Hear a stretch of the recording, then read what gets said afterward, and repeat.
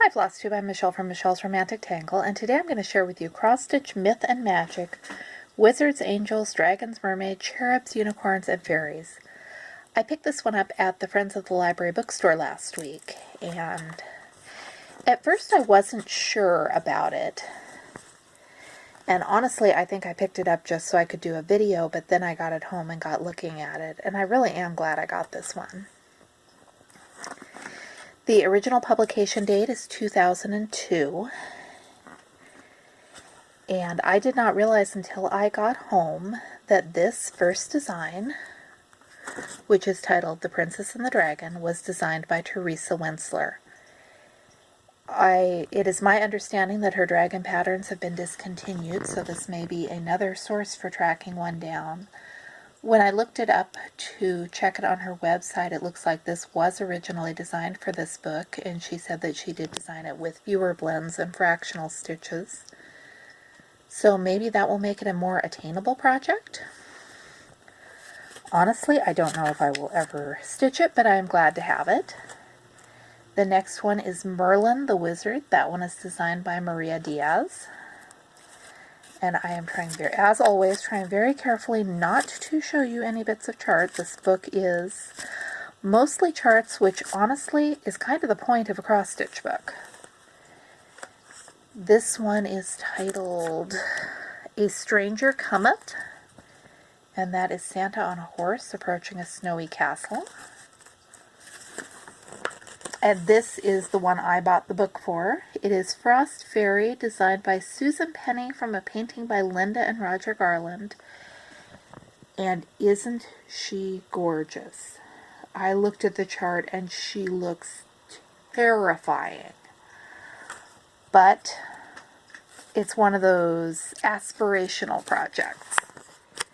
This one is Winter Angel, and it only has a small picture.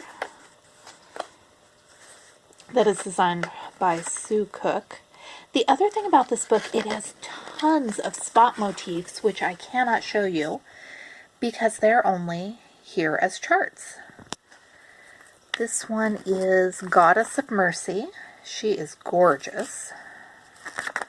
The more I look at this, the more I'm glad I bought the book. This one is Oriental Dragon, and I would do horrible things to that designer's name, so I am not even going to try to pronounce that one. Like I said, this book is mostly charts, and it has tons of spot motifs that go with the larger charts.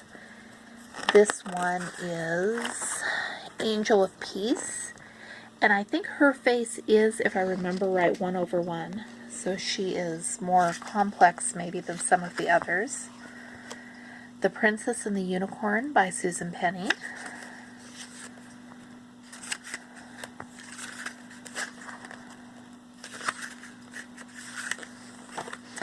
And I am a little bit undecided about the Mermaid. I like her and her grotto and how she's a little bit Rubenesque, but it almost seems like her face gets lost in the stitching, and I have a feeling that this one is one of those projects that looks much better once it's stitched. There's also Friends from the Deep, which I don't think I'm going to stitch that one. It seems a little cuter than I want to invest that much time in. And Celestial Heaven.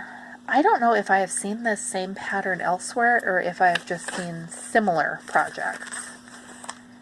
And then they've used elements of it on separate pieces. Let's see, I think we may be nearing the end of the book here. So that is Cross-Stitch Myth and Magic. There aren't a whole lot of designs here, but what is there is gorgeous, and if you are into fantasy, this may be a book you want for your library. And once again, there are probably a couple of dozen neat little spot motifs. There's a raven and a black cat and mermaids and seahorses and castles, and I wish I could show them. I wish they were shown stitched up. Thank you so much for watching. I'm Michelle from Michelle's Romantic Tangle, and I'll be back to share more videos with you soon.